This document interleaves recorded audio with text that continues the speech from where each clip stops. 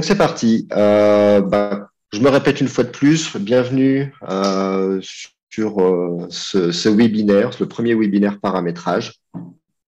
C'est vrai qu'on a souvent entendu dire il y a des nouveautés dans Cover, mais ça manque des fois de communication. Donc on a voulu créer justement ce webinaire plutôt dédié au paramétrage. Donc ce webinaire, durant ce webinaire, on va avoir différents points qui vont vous aider dans votre métier de paramétreur à vous simplifier la vie et aussi vous apporter quelques astuces et surtout parler des nouveautés que l'on apporte régulièrement dans Cover. Donc comment va se dérouler ce webinaire? On va tout d'abord parcourir les différents points et à la fin, vous allez pouvoir poser des questions. Donc, comme je me répète une fois de plus, vous avez le canal de discussion sur lequel vous pouvez déjà écrire au fur et à mesure vos questions. On parcourra ces questions donc à la fin du webinaire et ensuite on vous apportera donc des réponses. Il y aura un jeu aussi de questions-réponses et d'échanges si vous n'avez rien noté. Suite à ce webinaire, on vous enverra les documents explicatifs. C'est-à-dire qu'aujourd'hui, ça n'est pas une formation paramétrage, c'est vraiment vous expliquer différents points. On va vous montrer comment les mettre en place et ensuite, on vous enverra un ensemble de documents techniques qui vous expliqueront pas à pas les différents éléments à mettre en place pour utiliser votre paramétrage. On vous enverra également un provider light issu du cover générique sur lequel vous pourrez également aller prendre des références, justement, regarder comment ça a été paramétré. Comme ça, vous aurez les documents, le paramétrage. Ces deux éléments vous permettront justement de pouvoir mettre en place plus facilement les différents éléments que l'on va voir. Je vais partager mon écran. Donc, les différents points qu'on va aborder durant ce webinaire. Le premier point, ça sera l'animation du remplissage par profil. Il nous a été demandé de pouvoir ajouter pour la partie commerciale, de pouvoir animer l'ouverture et la fermeture des lames de remplissage par profil. Donc, ça va être le premier point que l'on va aborder. Le biseau, ça c'est le deuxième point, le biseau entre remplissage par profil. Donc, là, l'idée, c'est sur du bardage extérieur, dans une structure de type pergola, véranda, en tout cas une structure 3D, de pouvoir assembler donc ces bardages extérieurs issus de remplissage par profil, de pouvoir les assembler en biseau. Ensuite, on va voir un nouvel outil que vous avez peut-être vu dans les menus déroulants, un outil qui vous permet de récupérer l'information lorsque l'on a des profils qui subissent plusieurs assemblages à une même extrémité. Donc ça, je vous montrerai également cet outil qui est très pratique. Les points de remplissage et structure. Une solution que l'on a mis en place et qui vous permet de ne plus utiliser les points de remplissage et de structure de Cover, mais de créer vos propres points. Vous verrez, c'est très intéressant parce que ça va vous apporter beaucoup de solutions et de simplicité dans le paramétrage. Les outils de recherche avancés. De la même manière, aujourd'hui, on a quelques outils de recherche. Je vais vous montrer une autre méthode également pour pouvoir rechercher des informations dans votre paramétrage. Et un grand sujet, la compilation du paramétrage. Là, le but, c'est justement de accélérer le calcul en sortie de projet, tout au long de votre projet. Voilà. Donc, on va pouvoir aborder donc le premier. Donc, ici, on va avoir donc l'animation des remplissages par profil. Donc ici, vous voyez, c'est le type de document qu'on va vous envoyer sous forme de flash infotechnique. Donc, l'animation du remplissage par profil, en fait, ça va vous permettre de pouvoir simuler l'ouverture des pergolas. Ici, c'est un exemple de document que l'on va vous livrer. Vous voyez, vous avez l'explication complète de comment le mettre en place. Comment ça se passe dans Cover? Donc, c'est assez simple par rapport à l'utilisation de cette animation. Ça prend 5 minutes. En termes de paramétrage, allez, on va dire 10 minutes grand maximum à mettre en place. Donc ici, on va créer un nouveau projet. On va partir sur la base d'une pergola.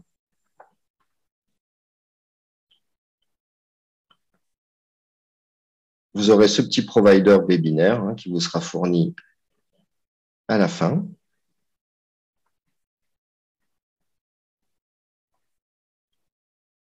Donc, on choisit une série pergola. Et donc, l'animation du remplissage par profil, vous connaissez le principe. On met du remplissage, on fait appliquer. On va orienter nos lames à 90 degrés. Alors ici, j'applique pas de couleur, tout simplement parce que le gris clair est la meilleure couleur finalement pour pouvoir faire les animations. Et donc, le principe, il est simple, c'est quand on va sélectionner donc en conception, on sélectionne la maille, on fait un clic droit, ouvrir, et là, on a nos lames de pergola qui sont animées.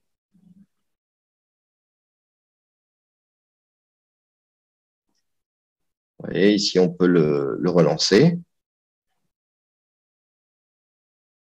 Donc, l'avantage, c'est pour vos commerciaux de pouvoir montrer aux clients le sens d'orientation des lames, dans quel sens elles vont pouvoir s'ouvrir. Alors, il faut savoir une chose, c'est que l'animation, aujourd'hui, on est uniquement capable de pouvoir animer l'ouverture. Hein. Si vous pouvez essayer de faire une translation, mais aujourd'hui, on n'est pas capable dans Cover d'avoir ce cumul de lames les unes sur les autres à la fin. C'est-à-dire que si vous mettez une animation de translation, c'est l'entièreté du remplissage qui va se déplacer. Donc, ça veut dire qu'en fin de course, vous aurez votre remplissage qui sera en dehors de votre structure.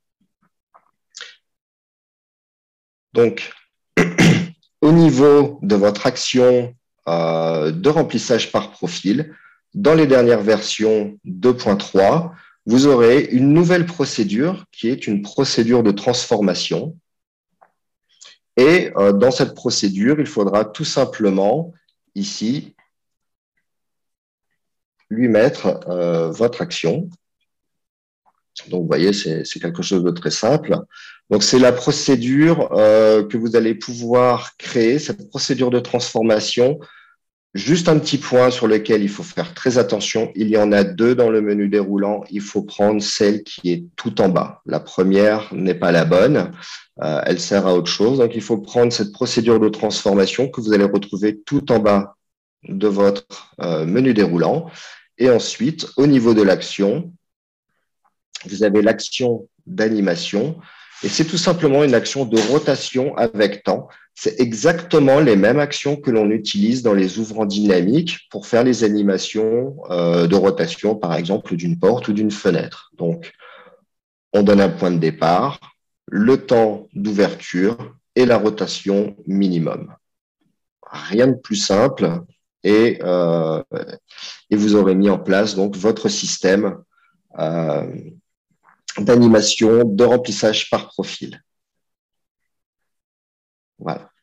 Ça, c'était le premier point. Le deuxième point que l'on va pouvoir aborder, toujours en rapport avec le remplissage par profil, c'est ce fameux biseau entre remplissage. Aujourd'hui, on en voit de plus en plus dans les vérandas, dans les pergolas, des bardages extérieurs, des habillages faits avec des lamelles de bois ou en aluminium. Le principe est très simple. Donc, toujours sur notre pergola, on va sélectionner les mailles sur lesquelles on souhaite mettre donc, notre bardage. On met notre remplissage. Donc ici, on voit que notre remplissage est coupé avec un angle à 90 degrés, hein, qu'il n'y a pas d'assemblage particulier entre ces lames. On peut même passer en profil détaillé. Donc, on voit bien qu'on n'a pas d'assemblage.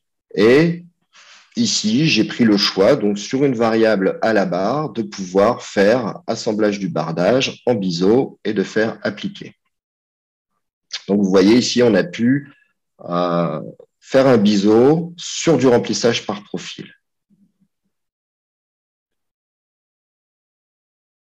Donc, l'avantage aussi, c'est que on peut avoir des assemblages à 90 dans certains angles et pas dans d'autres, en fonction, bien sûr, de vos besoins et de la technologie et des options que vous avez sur vos constructions. Au niveau du paramétrage, c'est relativement simple. En fait, dans votre dans votre modèle de construction, ici j'ai un modèle de construction de pergola, je vais avoir de la même manière sur les dernières versions 2.3 une nouvelle fenêtre.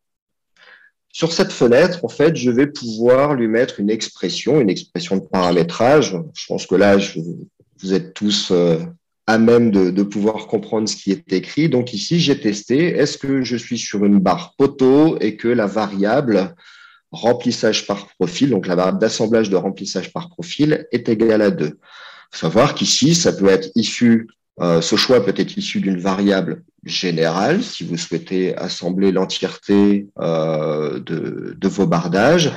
Ça peut être issu d'une pile, une pile GS par exemple, qui en fonction de certains cas vont créer les assemblages ou non. Alors, une des règles sur lesquelles il faut faire très attention, il faut absolument que dans votre structure, dans votre pergola ou dans votre véranda, il faut que les deux remplissages soient identiques. Il y a une reconnaissance automatique qui fait que si j'ai deux remplissages qui sont identiques, le biseau va se mettre en place. Donc, c'est une des règles qu'il va falloir respecter. Donc, vous voyez, c'est aussi quelque chose de très simple. Ça ne demande pas un temps de paramétrage très long. C'est juste, dans le modèle de construction, mettre une expression, rajouter une variable et le tour est joué. Je dirais également 10 minutes à mettre en place. Donc, ça reste encore une solution rapide et efficace pour pouvoir mettre en place ce type de projet. On va pouvoir passer au point suivant. Donc, pour rappel, vous avez le chat. Si vous avez des questions, n'hésitez pas à utiliser ce chat pour rajouter un maximum de questions. C'est pas évident de se rappeler de tout, donc profitez-en, il est là pour ça. Donc, on va attaquer le point numéro 3. Le point numéro 3, c'est comment détecter lorsqu'on a plusieurs actions d'assemblage à une même extrémité.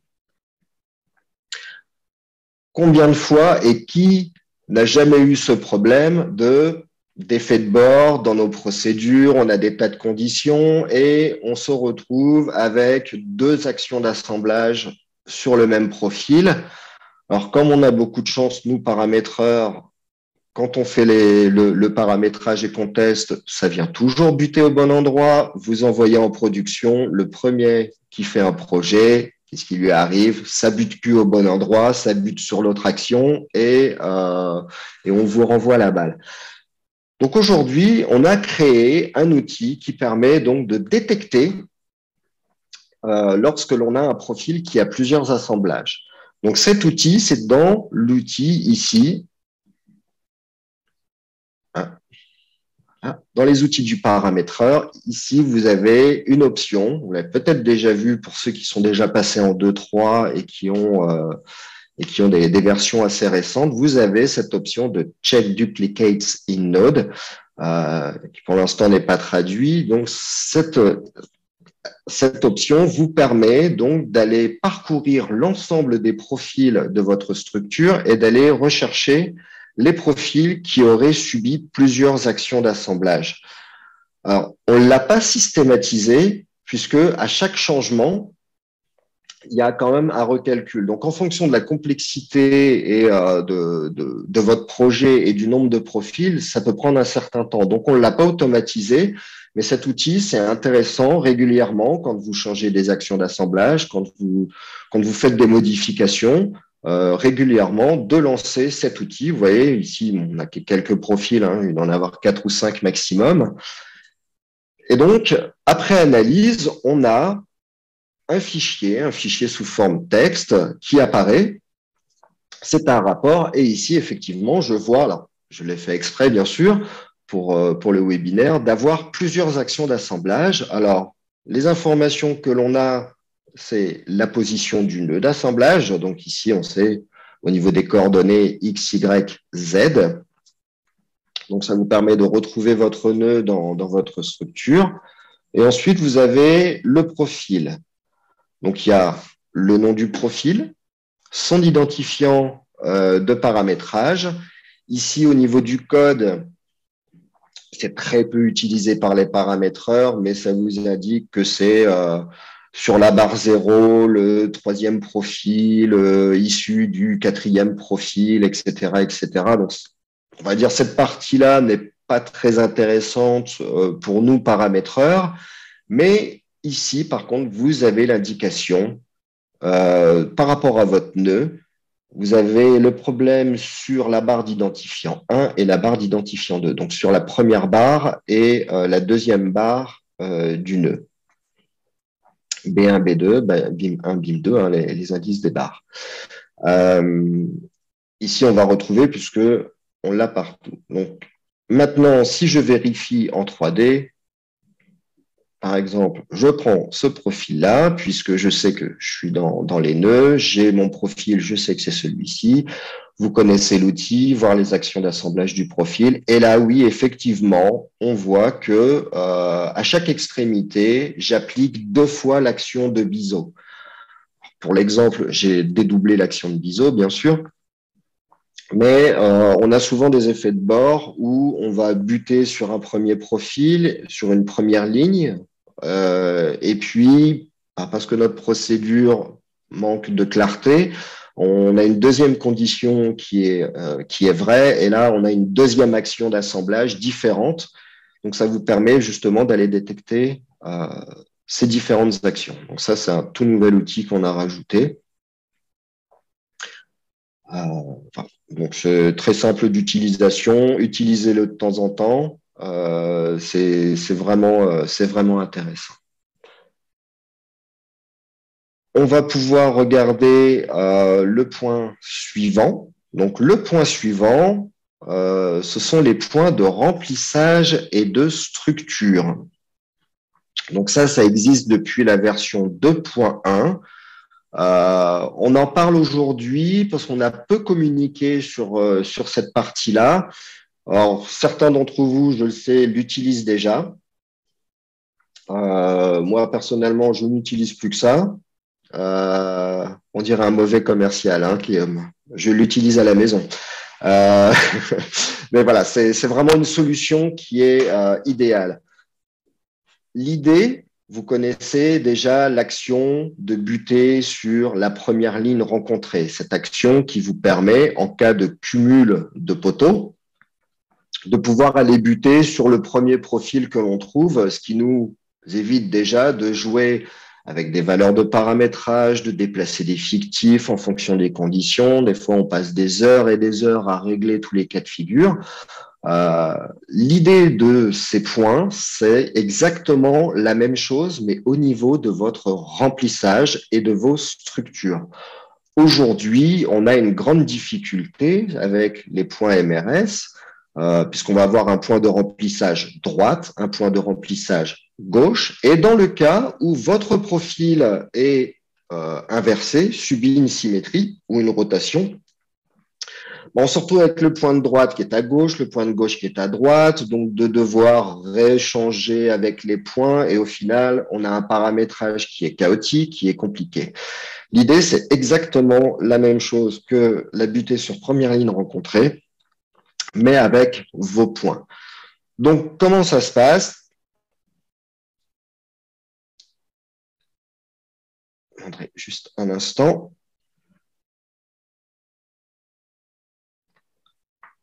On l'ouvre sur votre base de données Access. Vous avez ici un modèle construction Retract Point. Donc, quand on ouvre cette table, on a le réglage. Alors, on ne passe pas directement par le paramétrage, par l'Xlib. Vous avez peut-être vu dans l'Xlib quelque chose de très similaire qui s'appelle Filling and Structure Point. Ne l'utilisez pas. Cette partie-là, en fait, est trop, n'est plus utilisée. On a préféré améliorer le système en travaillant directement dans la base de données Access. Alors, pour ceux qui n'ont pas Access, vous avez des outils gratuits comme MDB Viewer. MDB Viewer, c'est un éditeur. Ça vous permet d'ouvrir une base de données Access et de pouvoir y apporter des modifications. Donc, si vous n'avez pas Access sur votre poste, vous avez toujours cette possibilité de pouvoir l'ouvrir. Donc, au niveau… attendez, il faut que je retrouve mon flash info. Donc, l'idée, c'est de pouvoir créer ses propres points. C'est-à-dire qu'aujourd'hui, quand vous utilisez des points MRS, vous avez le point d'alignement droite intérieure, gauche extérieure, et c'est très long et c'est très compliqué. Aujourd'hui, vous allez créer vos propres points, comme vous créez vos points d'accroche, comme vous créez vos points de référence sur vos profils. Et dans votre base de données Access, vous allez devoir définir 2 points. Un point qui va vous servir au retrait. Donc, si je prends le remplissage, c'est celui qui va régler la largeur et la hauteur de votre remplissage et définir un point d'alignement, savoir est-ce que vous souhaitez un alignement intérieur ou extérieur. À savoir que dans certains cas, vous pouvez utiliser le même point qui va vous servir d'alignement et de retrait. Il n'y a pas de restriction sur cette partie-là. Donc, dans votre base de données Access, vous avez vu que vous avez différents critères. L'identifiant ici est mis en automatique automatiquement, c'est l'identifiant Access, on ne s'en charge pas. MCID, c'est le modèle de construction, donc c'est l'identifiant de votre modèle de construction. Donc, vous pouvez mettre en place ce système sur certains modèles, mais pas sur d'autres. À savoir aussi, faites très attention, à partir du moment où vous utilisez cette méthode, les points de remplissage standard ne seront plus appliqués. Donc ça, c'est très important. Si vous devez réécrire le système, si vous voulez remplacer un système existant, faites bien attention au moment où vous le faites, puisque les points de remplissage standard ne fonctionneront plus. Une des restrictions aussi, avant de continuer sur cette table Access, tant que j'y suis, ça ne fonctionne pas sur les barres cintrées. Donc, ceux qui font du portail avec des barres en chapeau de gendarme, des cintres et autres, le Retract Point ne fonctionne pas. Par contre, dans ce cas-là, les points de remplissage standard prendront le relais. Donc, vous pouvez malgré tout les utiliser, mais à savoir que sur une barre cintrée, il faudra quand même continuer à utiliser les points de remplissage standard. Voilà, c'est les seules restrictions. Donc, je reprends mon tableau Access. Donc, le MCID, c'est l'identifiant, comme je le disais, du modèle de construction. Le Point ID, c'est tout simplement l'identifiant du point que vous allez créer dans votre base de données Xlib. Si je vais dans mes points, ici, voilà, j'ai le point 1 et 2, mais j'ai aussi le point 3 et 4. Donc voilà, ici, dans l'exemple du PDF, ce sont d'autres références, mais le principe est le même. Point owner, vous le laissez toujours à 1. Ça s'indique tout simplement pour l'application que c'est un point que vous avez créé. C'est un point du paramétrage. Ce n'est pas un point qui est déjà existant, un point technique de cover. Donc, cette partie-là, elle est simple, vous la laissez à 1.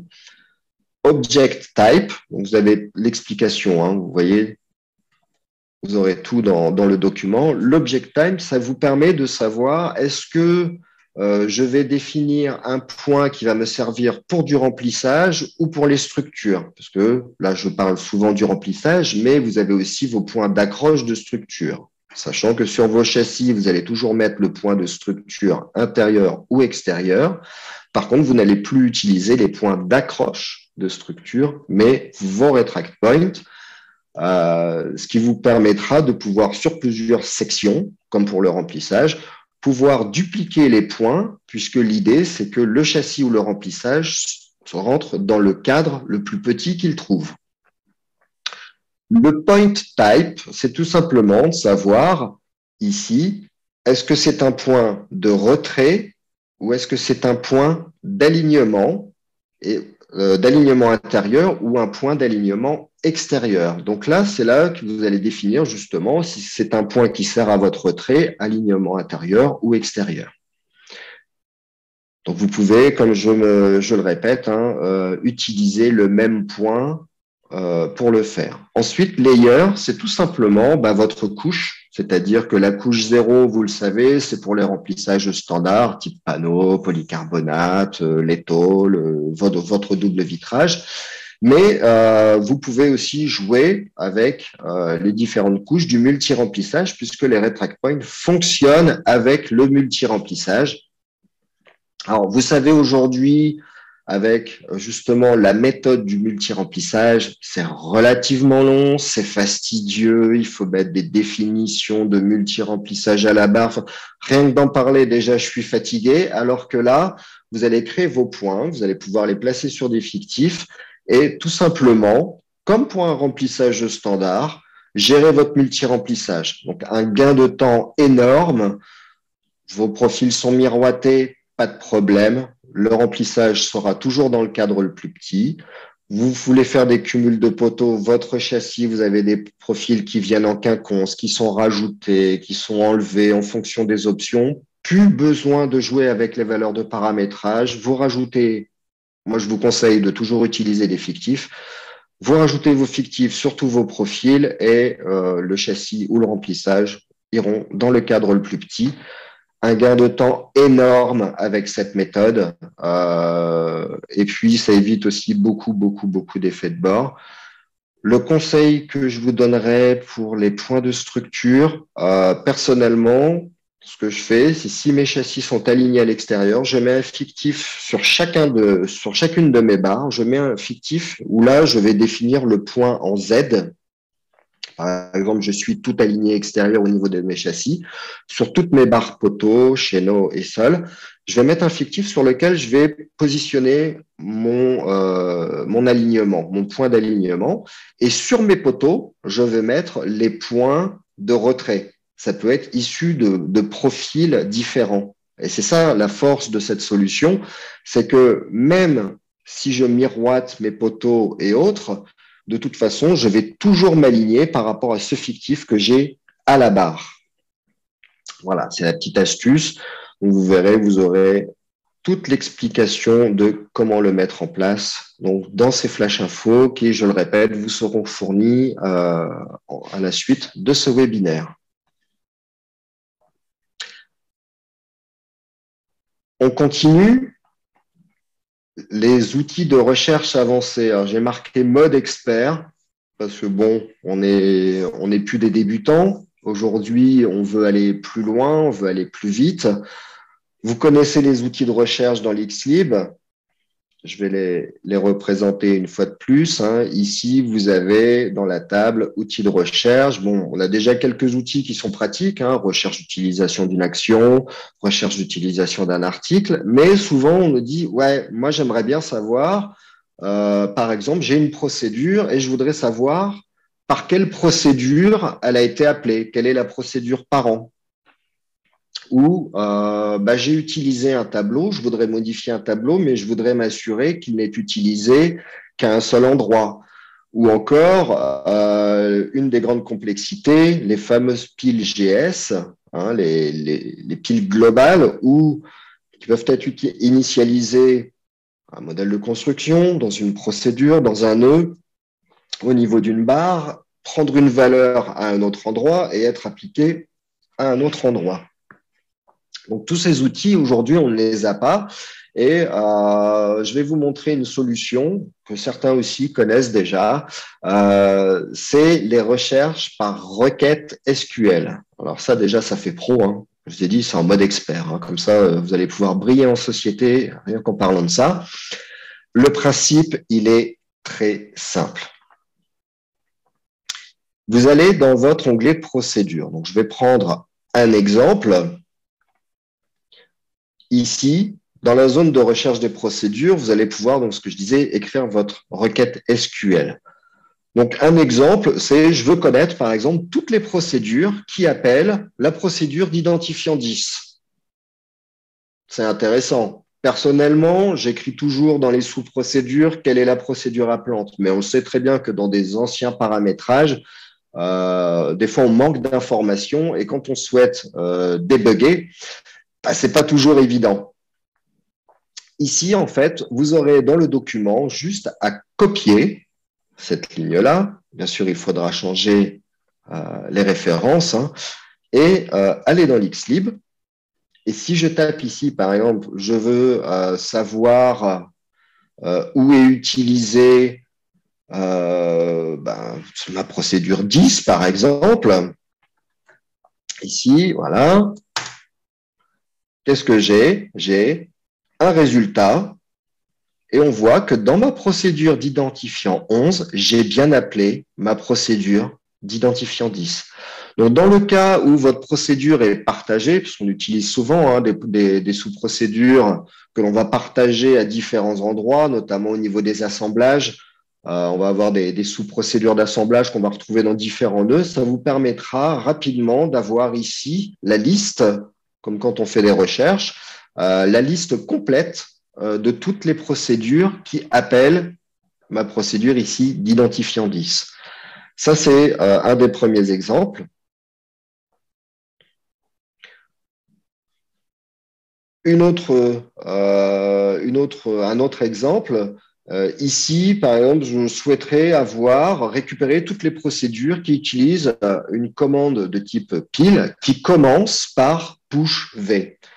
Le même système, je copie et ici, bien sûr, on remplace push V en mettant à la fin un % pour indiquer qu'il y a du texte par la suite et donc que je veux utiliser que les premiers critères de cette pile ou alors tout simplement ma pile complète, c'est-à-dire savoir où est-ce que j'ai initialisé une pile qui s'appelle push V. Donc, ça fonctionne avec les piles GS, bien sûr. Je veux savoir où se trouve un arbre de variables. Donc, on met tout simplement @variable tree et l'identifiant de l'arbre. Par exemple, ça vous arrive peut-être régulièrement d'avoir des messages d'erreur vous disant que l'arbre de variable n'a pas été initialisé. Alors, tout simplement, là, vous avez l'identifiant, ça vous permet de le retrouver plus facilement. Voilà, donc tous ces outils, c'est fait par recherche, par requête SQL. Alors, au début, pour la première solution, vous voyez ici, vous avez where type 5, donc le type 5 est référence 10. Donc là, le type 5, en fait, c'est une constante. Et cette constante, vous allez pouvoir la retrouver ici dans ce tableau. Donc ici, vous voyez, par exemple, vous pouvez aller chercher une condition, un else, les messages, les actions, les procédures, les lignes de commande, les boucles, les commentaires, les tableaux, les articles et les main-d'œuvre. Vous voyez, vous avez ici une solution pour pouvoir vous aider à faire vos recherches, mais via des requêtes SQL. Donc après, si vous connaissez le langage, vous pouvez aussi créer vos propres requêtes. Si vous en trouvez d'autres, moi je suis preneur parce que c'est bien aussi de pouvoir partager les connaissances les uns avec les autres. Donc voilà, ça c'était l'outil de recherche avancé en mode expert.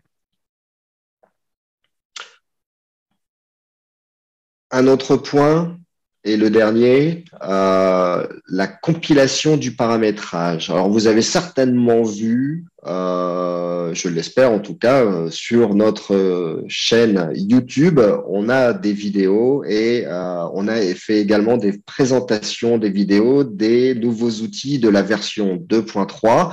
On parle d'accélération, d'outils, voilà, toutes ces choses-là. Dans l'accélération, on parle aussi de compilation du paramétrage. Ça, c'est lié en fait, hein, c'est-à-dire qu'on a travaillé sur le code pour qu'il soit plus rapide, mais on peut encore aller plus loin en compilant donc le paramétrage. Donc, c'est quoi la compilation? C'est aujourd'hui, on va faire très court, un petit cours d'informatique. Aujourd'hui, quand vous faites une modification dans Cover, qu'est-ce qu'on fait? On va interroger une base Access. Et ça, on le sait, en informatique, c'est relativement long, c'est-à-dire qu'on envoie une requête pour la question, ça ouvre la base Access, ça va chercher la réponse et ça renvoie la réponse au logiciel. Et c'est qu'un jeu comme ça de questions-réponses. Et comme je l'ai dit, une requête sur une base Access, ça prend un certain temps. Donc, qu'est-ce qu'on a fait? On a externalisé certaines données du provider, comme les actions, les procédures, les tableaux, les arbres de variables et autres, pour pouvoir justement interroger le paramétrage de manière plus efficace et plus rapide. La manœuvre, elle est très, très simple à faire. Une seule contrainte, parce que s'il n'y en a pas, c'est pas rigolo, ça n'est utilisable que pour l'utilisateur final. Alors, les concepteurs, les commerciaux, malheureusement, aujourd'hui, ça ne fonctionne pas pour le paramétreur, puisque comme on va externaliser des données de votre base de données Access, lorsque vous allez apporter des modifications, ces modifications ne seront pas appliquées, puisque Cover va aller chercher l'information à un autre endroit. Donc voilà, vous allez faire plaisir aux autres, mais malheureusement, aujourd'hui, nous sommes toujours contraints à garder l'outil tel quel. Donc la compilation, elle est vraiment très, très simple à mettre en place. Une fois que vous avez fini votre paramétrage, que vous êtes sur le point de livrer votre paramétrage, il faut tout simplement aller ici dans l'onglet base de données, fournisseurs et optimisation. Il n'y a pas de barre d'avancement, il n'y a pas de message comme quoi c'est terminé. C'est un outil purement technique que l'on utilise qu'une fois de temps en temps lorsque l'on veut livrer. Donc, moi, ce que je fais, c'est quand je lance l'optimisation, je rouvre un menu et quand il a terminé, c'est fait. Sur ce provider, il est très court. Il est très, très court. J'ai quelques actions, quelques procédures. Donc là, ça prend quelques secondes. L'idée, c'est que une fois qu'il est terminé, vous allez avoir dans votre provider, vous allez avoir un dossier qui s'appelle ici compiler. Et dans ce dossier compiler, vous allez retrouver donc des sous-dossiers avec, donc, comme je le disais, les actions, les tableaux, les articles, les conditions et les procédures. Donc, ça va vous exporter sous forme de XTR, fichier XTR, les différentes actions, les différentes procédures. Et donc, Cover, à partir du moment où dans votre provider, vous avez un dossier compiler, ne va plus interroger la base Access, mais va aller chercher les informations ici, dans ce dossier. Vous aurez également un autre dossier ici qui va être créé, c'est le dossier tree, dans lequel vous allez retrouver tous vos arbres de variables. Donc, l'idée de la compilation, c'est quoi? On entend souvent, ouais, quand j'ai des gros projets, à chaque fois que je fais une modification, ça prend 30 secondes, ça prend 1 minute, des fois ça prend même plus de temps. J'en vois déjà qui disent, oh, 1 minute, si c'était que ça serait merveilleux. Et donc, ça permet réellement de réduire justement ce calcul. Pour vous donner une idée, on a divisé à peu près par 3. Alors après, ça dépend de la complexité du paramétrage, hein. Je ne veux pas annoncer des chiffres, ça dépend de beaucoup de choses, mais en moyenne, on passe c'est ça, un temps où on passait 3 minutes, ça ne passera plus que 1 minute, voire même des fois moins. Donc, c'est très intéressant pour les techniciens, c'est très intéressant pour les commerciaux, pour encore aller plus vite dans la conception et de ne pas avoir à attendre des heures et des heures euh, par rapport à l'habillage d'un projet ou le recalcul d'une structure. Voilà, on a abordé tous les points. Donc, on va pouvoir maintenant passer au jeu de questions-réponses. Comme je vous ai dit, vous avez le chat. Euh, vous allez aussi pouvoir prendre la parole, hein, puisque l'idée, c'est d'avoir un échange sur ces différents points. Et puis, j'espère qu'en tout cas, ça vous apportera beaucoup. Alors, j'ai Patrick Valade qui nous a demandé, et le multi-remplissage? Ah, la réponse était plus loin. Donc, Patrick, je ne sais pas, est-ce qu'on a répondu à ta question de savoir par rapport au multi-remplissage? Oui, oui, pour moi, il n'y a pas de souci, hein. Mais en fait, je l'avais déjà vu avec toi il y a quelques temps. Donc, D'accord. voilà. Et ta question, c'était quoi? Comme ça, on peut aussi faire Non, un petit c'était rappel. au niveau des points, Ah, les retract points? les retract points. Ouais. Donc voilà, Et, c'est ça. et, Mais en et posant pour le la multi. question, je me souvenais qu'on l'avait évoqué à un moment donné. Euh, Au début, justement, quand j'ai repris tous les châssis en ouvrant dynamique, on l'avait évoqué. Voilà, donc c'est bon pour moi. Ok, superbe. Euh, Donc oui, effectivement, hein, ces retract points, ça fonctionne très bien sur du multi-remplissage. Une petite note aussi qui peut être intéressante, puisqu'on est en train de parler du multi-remplissage, c'est les petits bonus du webinaire. Aujourd'hui, on est capable de mettre du remplissage par profil dans du multi-remplissage. Donc, il faut continuer à utiliser le point cover pour le remplissage par profil. Mais ça fonctionne, c'est-à-dire que si vous avez différents types de panneaux, des isolants et un bardage à devoir mettre dans une maille, ça fonctionne également au multi-remplissage et en plus avec les retract points. Donc, ça, c'est une très bonne nouvelle aussi concernant le paramétrage. Beaucoup de simplification et énormément de temps gagné pour les paramétrages. Ulysse nous demande, peut-on utiliser les arbres de variables compiler? Est-ce que tu peux nous en dire un peu plus sur ta question, Ulysse?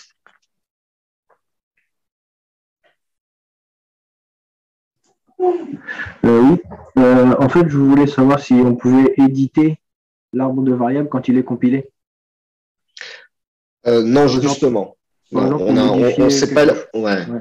C'est-à-dire qu'une fois que le code a été compilé, on peut toujours apporter des modifications dans l'Xlib, hein, mais vous Oui. aurez beau vous acharner à faire vider le cache pour calculer, vous verrez rien bouger, puisque en fait, vous allez mettre l'information sur votre base de données Access et votre arbre compilé va être ici. Et ce que Cover va faire, c'est il va aller chercher au niveau de la compilation. Donc toutes les modifications que vous ferez là ne fonctionneront pas.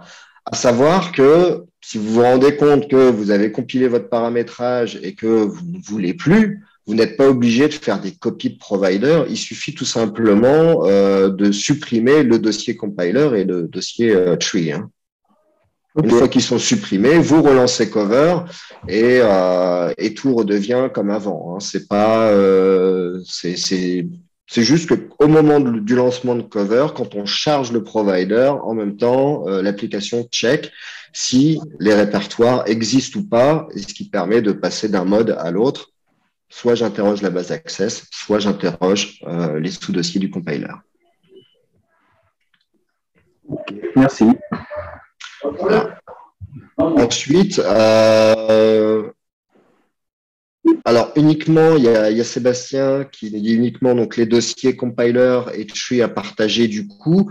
Oui, à partir du moment où la base de données n'a pas été modifiée. Parce que si on change des procédures, qu'on change des actions, qu'on change des conditions, que l'on retravaille notre arbre de variables, attention, c'est juste si on partage juste les dossiers donc, de compilation, il faut s'assurer que on a bien deux bases de données qui sont à la base, qui sont identiques. Hein. Si vous avez apporté des modifications et que vous envoyez ça, il peut y avoir des effets de bord puisque on a quand même besoin de la base de données Access pour aller récupérer des identifiants et autres. Hein. Donc, euh, à essayer, moi personnellement, je ferai une compilation et je repartagerai l'entièreté du paramétrage. Euh, Autant s'assurer au maximum de ne pas avoir d'effet de bord. Mais techniquement, oui, il n'y a rien qui n'empêche de le faire. Moi personnellement, je ne le ferai pas en tout cas. Voilà. Est-ce que d'autres questions, des remarques ceux qui avaient déjà utilisé ces outils, est-ce qu'il y a des choses que j'aurais peut-être tout simplement oublié de préciser ou faire part de votre expérience? Bon, puisqu'il n'y a pas de questions. En tout cas, moi, ça m'a fait plaisir de faire ce premier webinaire.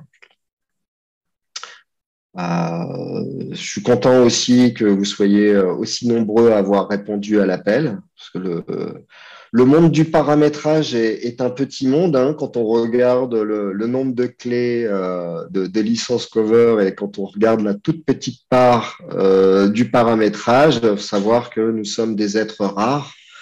Et donc, pour moi, je trouve ça super en tout cas que vous ayez tous répondu à l'appel. Si vous avez également des questions qui viennent par la suite, surtout n'hésitez pas, vous avez les contacts, vous pouvez nous contacter, on se fera un grand plaisir de vous répondre. Comme je vous l'ai dit, on vous enverra donc ces flash infos et ce provider à la suite du webinaire. Comme ça, vous aurez toutes les bases, tout ce qu'on a pu voir aujourd'hui. Vous aurez vraiment une explication complète des différents points que l'on a pu voir aujourd'hui. Et je vous dis tout simplement une bonne journée, je vous souhaite une bonne journée et puis j'espère pour un prochain webinaire où on apportera, j'espère pour vous, d'autres solutions et d'autres points qui vous permettront de pouvoir mieux avancer dans vos paramétrages. Vous pouvez également nous suggérer des idées en disant, tiens, ça pourrait être intéressant sur un webinaire de nous parler de tel sujet où j'ai vu que dans l'Xlib, il y avait tel outil et je ne le maîtrise pas, où j'aimerais avoir plus d'indications pour mieux le connaître.